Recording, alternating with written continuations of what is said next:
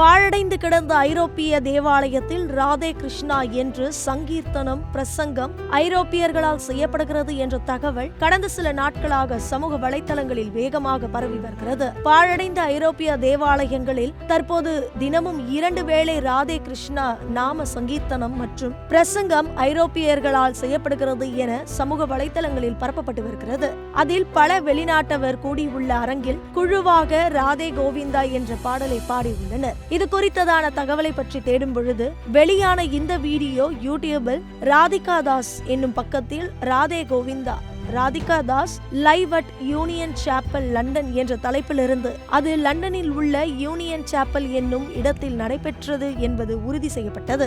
மேலும் union Chappell இடம் குறித்து இணையத்தில் தேடியதில் அது தேவாலயம் மட்டுமின்றி அதில் பல்வேறு நிகழ்ச்சிகளை நடத்தக்கூடிய பொது அரங்கமும் இருப்பதை அவர்களது இணையதளத்தின் மூலம் அறிய முடிந்தது. அந்த தேவாலயம் வாடகைக்கு விடப்படுகிறது.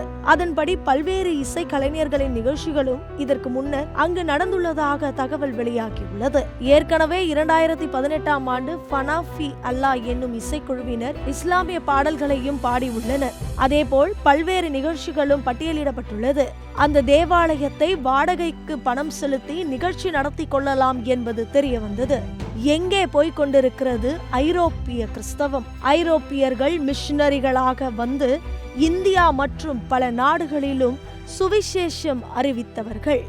இந்த வீடியோவை பார்க்கிற நாம் இவர்களுக்காக ஜெபிக்க கடமைப்பட்டுள்ளோம். எனவே உபவாசித்து நதியளவு கண்ணீர் விட்டு அழுது ஜெபிக்க வேண்டிய நேரமும் காலமும் இதுவே.